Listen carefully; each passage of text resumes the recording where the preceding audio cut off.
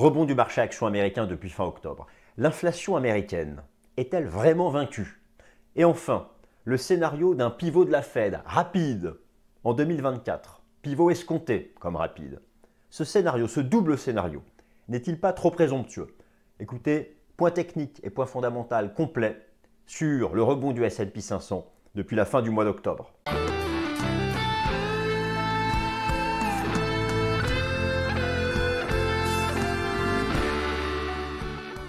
Alors chers amis, je suis ravi de vous retrouver à la nouvelle édition du Top Gun. Nous sommes le lundi 20 novembre 2023.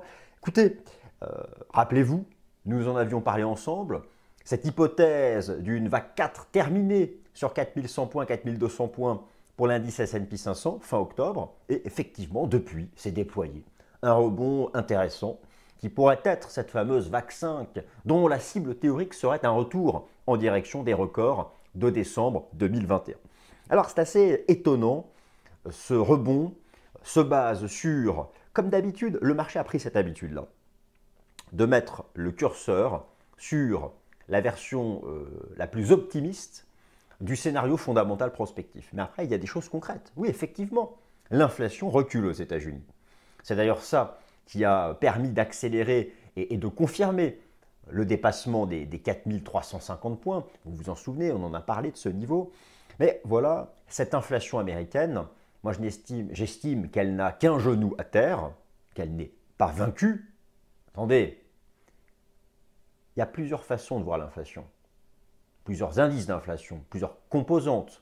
La Fed, elle regarde les choses en détail, mais son métronome principal, c'est l'indice des prix PCE en version sous-jacente. Il est encore à 4. Il est à 4. Alors oui, l'inflation nominale recule, 3,2. Elle est même attendue à 2,9 d'après les anticipations, que ce soit le CPI ou le PCE. Mais on va regarder en détail l'inflation des services, encore beaucoup trop élevée, l'inflation immobilière, l'inflation alimentaire. Je vais même reprendre avec vous le prix des matières premières agricoles. Alors le blé, oui, le blé baisse, mais d'autres comme le sucre, regardez le sucre ou le cacao, ça s'emballe. Donc attention. Alors oui, la baisse du prix du pétrole, d'ailleurs, je vous renvoie vers ma vidéo Fast and Forex de la semaine dernière où j'explique pourquoi le pétrole baisse malgré la guerre, malgré les conflits géopolitiques. Vous allez voir, c'est intéressant. Tout ça contribue à l'inflation. Alors, ce sera la première partie. L'inflation US est-elle vaincue? Oui, elle recule, mais il faut vraiment confirmer. Et le marché prend peut-être un risque à mettre la charrue avant les bœufs. Alors, bien sûr que ce rebond des actions, il est basé sur, avant tout, un scénario de pivot de la Réserve fédérale. Il est à peu près acquis maintenant que les banques centrales majeures, la Fed et la BCE, ont atteint leur taux terminal. Donc 5,50 pour la Fed, 4,50 pour la BCE. Maintenant, c'est bien. Le marché prend peut-être un risque en pensant. Alors déjà, si le marché se trompe sur le taux terminal, autant vous dire que le marché action se reprendra une grosse claque. Mais admettons, le taux terminal est atteint. Maintenant, le pivot. Le pivot, c'est quoi? C'est non seulement interrompre la campagne de resserrement monétaire en validant un taux terminal, c'est-à-dire qu'on ne va pas au-dessus, mais pivoter, c'est engager un cycle baissier des taux d'intérêt. Et il est urgent d'engager un cycle baissier des taux d'intérêt lorsque l'on sait que 2/3 des entreprises américaines renouvellent leur ligne de crédit en 2024 et qu'elles n'ont pas envie de le faire au taux actuel. Alors, les taux du marché ont commencé à se replier. D'ailleurs, c'est la corrélation inversée entre les taux d'intérêt du marché, les taux obligataires, et le marché action. Mais ils n'ont pas encore cassé de support. Oui, ils font des structures de sommet. Mais les supports à briser pour vraiment enclencher une baisse ne le sont pas. On va même parler de ces taux d'intérêt du marché. Donc, ce scénario d'un pivot rapide de la Fed en 2024 n'est-il pas trop présomptueux? Du côté bien sûr, de ce scénario de désinflation, mais aussi du côté du cadre économique prospectif. Ce fameux marché du travail américain, qui, comme je l'explique depuis 2 semaines, donne des signaux d'alerte orange. Alors on est d'accord, on n'est pas d'accord avec moi. Ça a été plus ou moins confirmé sur les statistiques publiées la semaine dernière, notamment du côté des inscriptions hebdomadaires au chômage, des statistiques inquiétantes de la consommation des ménages. Avez-vous vu quasiment le profit warning de Walmart, le géant, ou encore des ventes au détail qui ont produit des statistiques négatives. C'est la statistique du consommateur américain. Dans un autre domaine, même la production industrielle en rythme annuel est passée négative. Tout ça pour dire que ce qui peut motiver un pivot de la Fed, même si l'inflation n'est pas sous 2%, ça peut être un décrochage du marché du travail. Bon, on va parler de tout ça. Les temps forts fondamentaux de la semaine, S&P 500, Nasdaq, naturellement, si on est vraiment dans une vague 5, eh bien, du coup, quelle est sa cible, où en est-on, le point technique. Et puis, bien sûr, la structure du rebond du marché action. Est-ce que ce rebond est sain, le rebond du FIFO? Et puis donc, on va passer en revue l'analyse sectorielle, le sentiment, la participation institutionnelle, les secteurs, l'analyse quantitative. Bah, écoutez, on va juste bosser, quoi, les amis. C'est parti. Marché action américain, l'inflation américaine est-elle vraiment vaincue? Et donc, est-ce que ce rebond du marché action américain a-t-il des caractéristiques vraiment saines? Alors, le programme, je viens de vous le donner dans cette longue introduction. Je l'affiche de vous sous vos yeux et on passe directement au vif du sujet. L'inflation américaine est-elle vraiment vaincue, comme semble le croire le marché? Alors, oui, effectivement, il y a des tendances qui ne sont pas mauvaises. Je vous remontre ici l'inflation selon l'indice des prix CPI en version nominale 3,24, en version sous-jacente. Alors c'est en rouge parce que la version sous-jacente, c'est ça que regarde la Fed. Ça vraiment, j'insiste, je vous le rappelle, l'inflation sous-jacente, c'est celle qui exclut les éléments les plus volatiles comme le pétrole. Elle est encore à 4, la cible c'est 2. Et on est encore loin des 2. Donc on va regarder maintenant les choses plus en détail. Et là, je vous ai remis pour l'indice des prix PCE, le CPI, les différentes composantes. Et la Fed, elle regarde surtout le PCE. Et vous notez notamment l'importance de l'inflation des services, qui, elle, est encore à un niveau beaucoup trop élevé. Alors, la poursuite du rebond de l'indice S&P 500 a été poursuite par la reprise de la baisse de l'inflation nominale selon le CPI, qui est revenu à 3,2% au rythme annuel. Le tour d'horizon de l'inflation américaine confirme la désinflation nominale, mais la mesure sous-jacente est encore sous tension et loin de la cible des 2% de la Fed. Alors, oui, ça c'est vraiment important. Le PCE, c'est l'indice des prix favori de la Fed. Il suit une trajectoire baissière en version nominale et en version sous-jacente. Je vous remontre ici le PCE Core. Et voilà, 3,7, c'est encore loin de 2. Donc il reste du chemin à parcourir. Mais c'est vrai que les tendances sont bonnes. Et le marché joue l'essentiel du rebond. Il est basé, des actions depuis fin octobre, sur cette tendance qu'on juge bonne et qu'on espère voir se poursuivre. Alors, le CPI, l'indice des prix à la consommation, est revenu à 3,2% en rythme annuel, reprenant sa tendance baissière après le rebond transitoire de l'été. Ça, je suis assez content, j'avais beaucoup insisté sur cette nature transitoire du fait d'un rebond du pétrole qui était passager. En revanche, l'inflation sous-jacente reste élevée et sa pente baissière reste assez faible. Prudence sur certaines composantes essentielles, comme les services et le coût de l'immobilier. Alors ça, j'illustre ça tout de suite.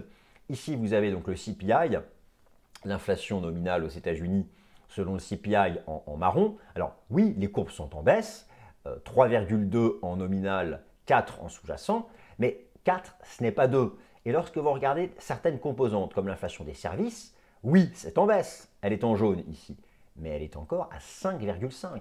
Regardons l'inflation immobilière, oui, elle est en baisse, mais elle est encore à 7 à 6,7.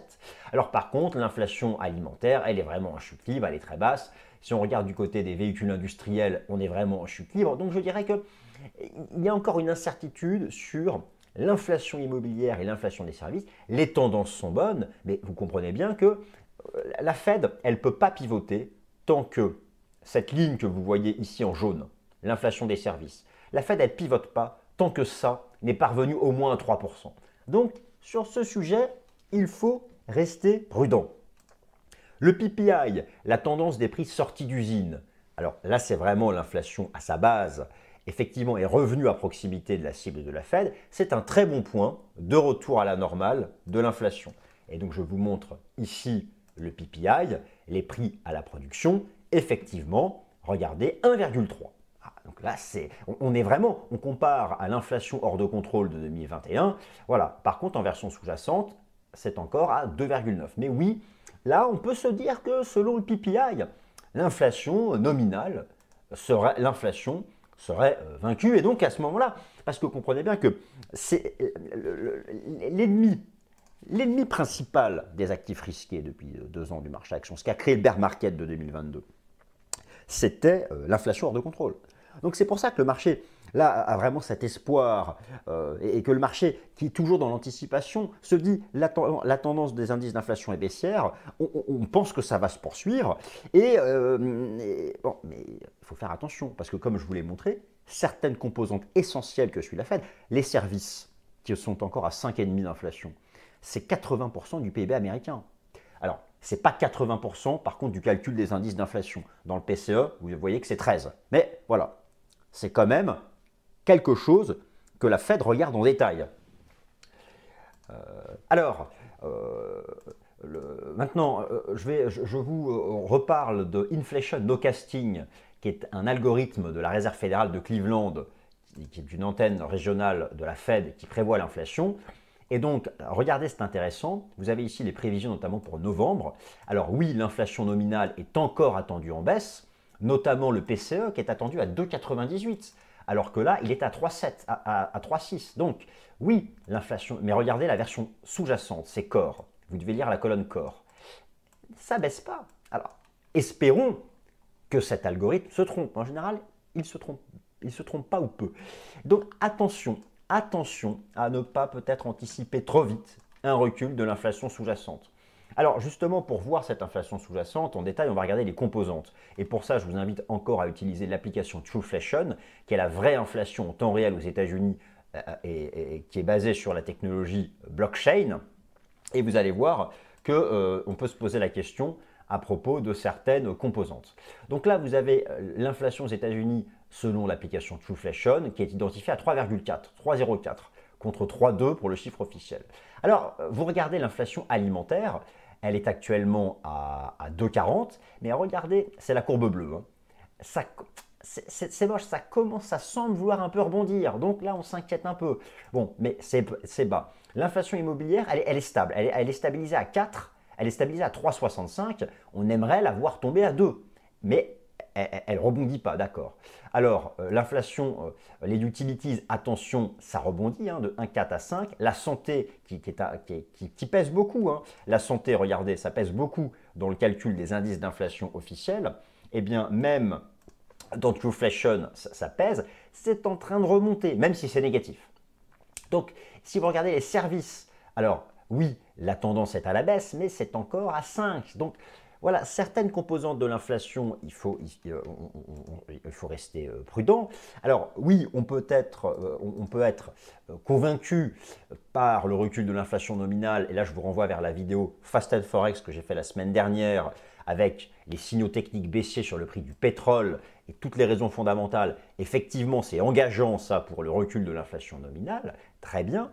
Maintenant, si on regarde l'inflation alimentaire qui pèse, regardez, qui pèse ici dans les indices d'inflation, eh bien, on va se tourner vers, certes, le prix du pétrole, mais pas que. Il faut regarder du côté des matières premières agricoles. Alors, du côté des matières premières agricoles, on peut être satisfait de la tendance technique baissière des cours du blé en bourse. Donc oui, là d'accord, mais il n'y a pas que le blé dans l'alimentation.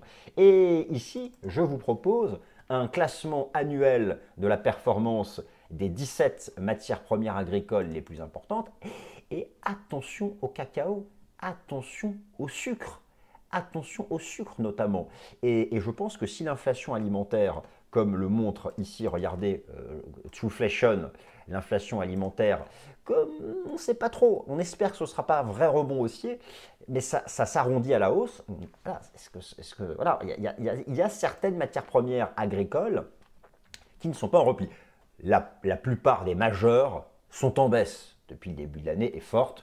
Donc oui, ça je vous l'accorde, c'est plutôt engageant. Donc voilà, pour l'inflation, effectivement, c'est engageant. Maintenant, il faut confirmer. Et là, dans sa mesure actuelle, rien là n'est présent pour que la Fed pivote. Éventuellement pour qu'elle ait atteint son taux terminal, et pas pour qu'elle pivote. Alors maintenant, imaginons que la Fed pivote avant que l'inflation soit à 2%. C'est ça qu'en fait aussi le marché action espère et dans son rebond. Ça peut venir de quoi? Ça peut venir d'une récession économique. Ça peut venir surtout d'un décrochage du marché du travail américain. Car je vous rappelle que la Fed a deux objectifs, l'inflation et le marché du travail. Alors pour le marché du travail, j'ai fait une vidéo Top Gun il y a une semaine expliquant qu'il y avait des signaux d'alerte orange. Il y a eu beaucoup de mises à jour la semaine dernière. On reste dans cette phase d'alerte orange, mais pas encore d'alerte rouge. Donc laissez-moi illustrer maintenant ce propos. Donc le pari d'un no landing macroéconomique et d'un pivot rapide de la Fed peut sembler encore un peu risqué, mais le marché reste extrêmement optimiste. Alors tout d'abord, je vous montre les anticipations de bénéfices pour le premier trimestre 2024 et le second trimestre 2024 qui sont en forte hausse. Ça n'a vraiment pas changé. Les anticipations de profit sont complètement perchées pour 2024 et c'est ça aussi qui porte le marché action. C'est-à-dire qu'en fait, les investisseurs institutionnels font le pari suivant. Ils font le pari que le pivot de la Fed va être suffisamment rapide pour que les taux du marché baissent et qu'entre aujourd'hui et mi-2024, les taux du marché aient suffisamment baissé pour ne pas pénaliser les entreprises lorsqu'elles vont renouveler leurs conditions de crédit, leurs lignes de crédit. C'est le pari, alors à vous de voir si c'est risqué, mais c'est le pari que font actuellement les marchés financiers. Donc le rebond de l'indice S&P 500 se forge sur le combo prospectif gagnant suivant, une désinflation qui se fasse sans récession économique, permettant ainsi la préservation des perspectives de bénéfices pour les entreprises. Alors, je vous rappelle que l'essentiel de la croissance économique, c'est la consommation des ménages, c'est 70% du PIB américain. Attention, si le marché du travail américain donne des signaux d'alerte orange, la consommation des ménages, là aussi, c'est un peu tendu. Est-ce que vous avez suivi le profit warning? Je vous montre tout de suite la semaine dernière le profit warning de l'action Walmart, qui est quand même le premier distributeur mondial. Bon, il a fait un énorme gap baissier, et c'est parce que le management de Walmart a communiqué sur ses inquiétudes quant à la consommation des ménages en 2024. Donc ça, il faut en tenir compte. Mais c'est vrai que le marché est ultra optimiste. Regardez ici, je vous remontre les anticipations du marché quant à ce que fera la Fed en 2024. Donc vous constatez que le marché pense à quasiment 100% qu'elle a atteint son taux terminal. Et le pivot, c'est-à-dire voir les taux baisser, les taux sont ici, voir les taux passer de 5,50 à 5,25 à 5, etc. Et le marché attend un pivot dès le printemps 2024. Alors c'est ça qui peut être, pour certains, jugé un peu présomptueux, sauf si d'ici là l'inflation sous-jacente est à 2%, ou sauf si depuis un décrochage du marché du travail. Alors, s'il est acté que la désinflation nominale US est en train de s'accélérer, le cadre macroéconomique américain est en contraction dans le secteur manufacturier depuis plusieurs mois consécutifs. Par contre, le secteur des services, lui, qui reste en expansion, a quand même... Alors, il y a un début de ralentissement, même si, overall, il est quand même dans une phase d'expansion.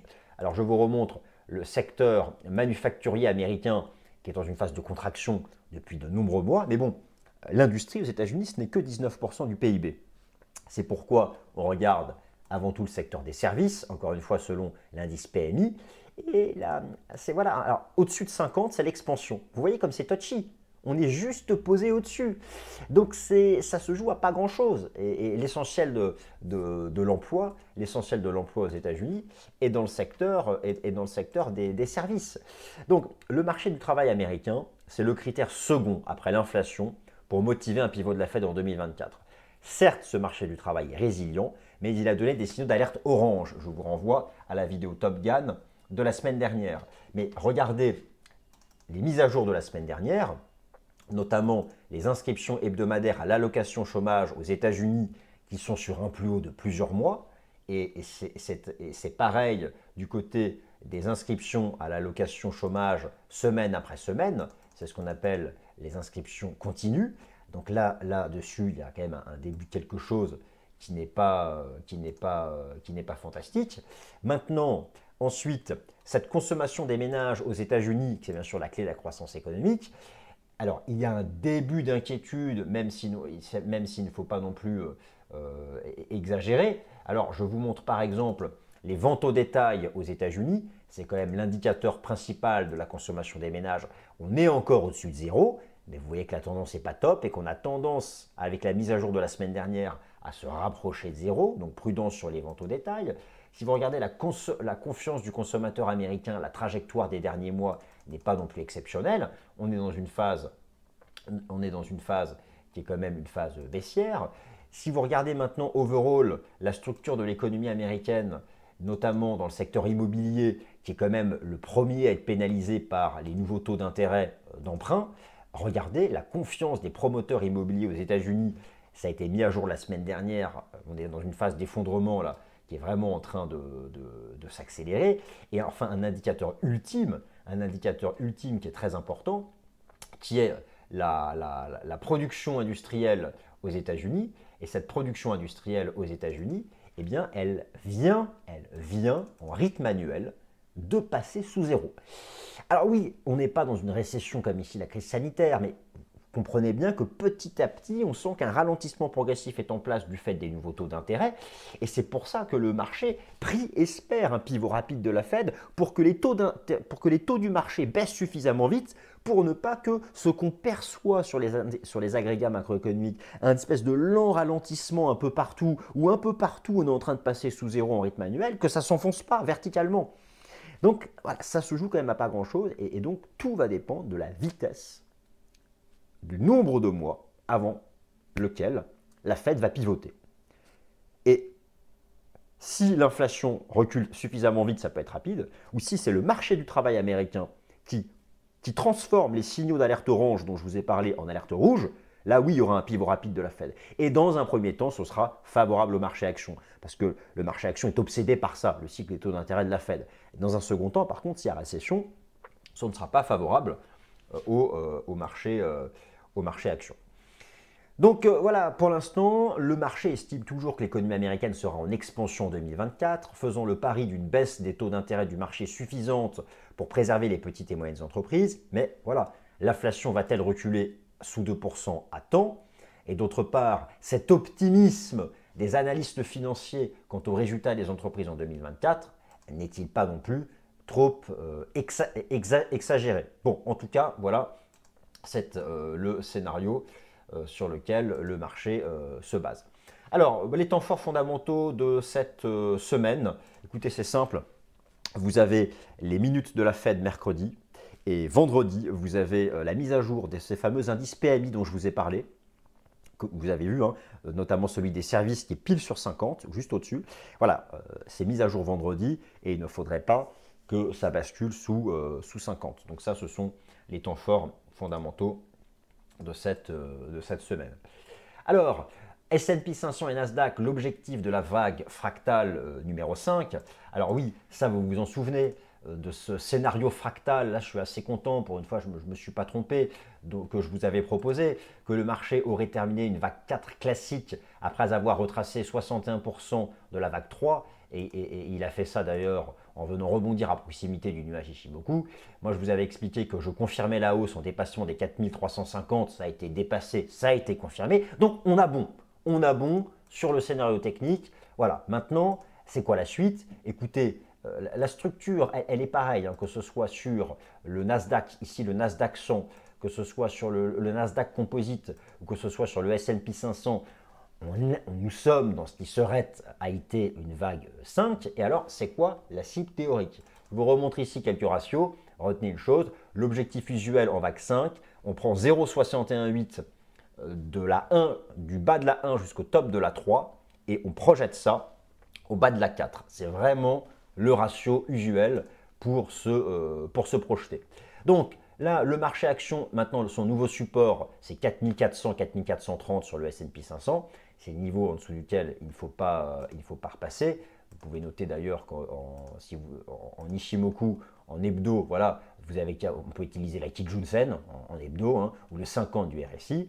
Maintenant, pour avoir la cible théorique, eh bien, vous prenez ici les extensions de Fibo. Vous allez prendre le bas de la 1 au sommet de la 3 et au bas de la 4, et vous prenez le 0,618. Incroyable. Ça correspond au sommet de janvier 2022, qui sont les records historiques. Donc, grosso modo, ce que nous dit l'analyse fractale, c'est que la cible de cette vague 5, attention, elle ne va pas se faire en ligne droite. Ça se fait toujours par étapes, comme ici, on marque des pauses, on retrace. La cible serait de revenir ici. C'est ce que suggère l'analyse technique en se basant sur ce scénario fondamental que certains diraient être un scénario de bisounours, parce que beaucoup trop optimiste, mais ça, chacun là-dessus a sa propre opinion.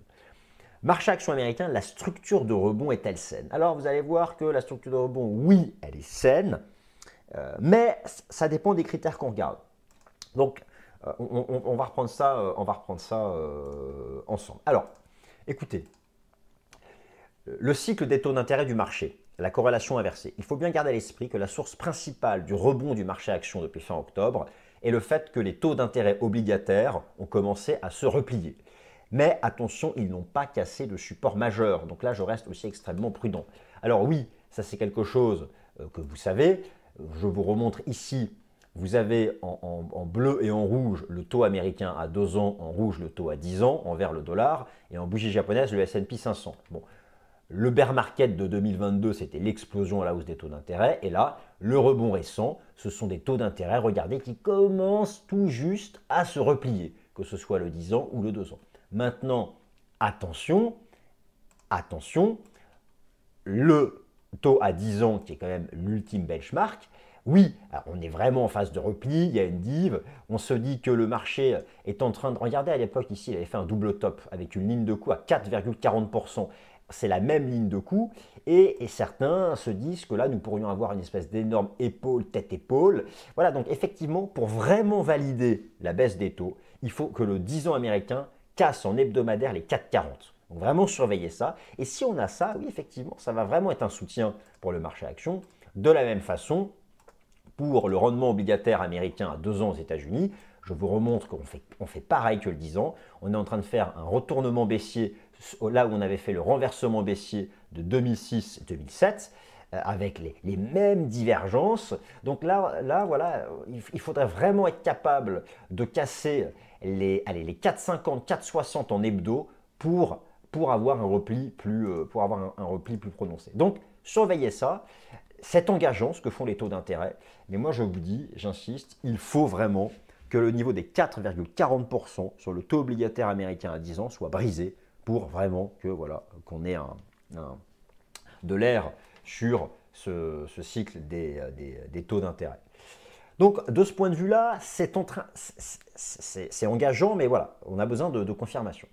Maintenant, un rebond, on le juge sain en fonction de sa structure sectorielle.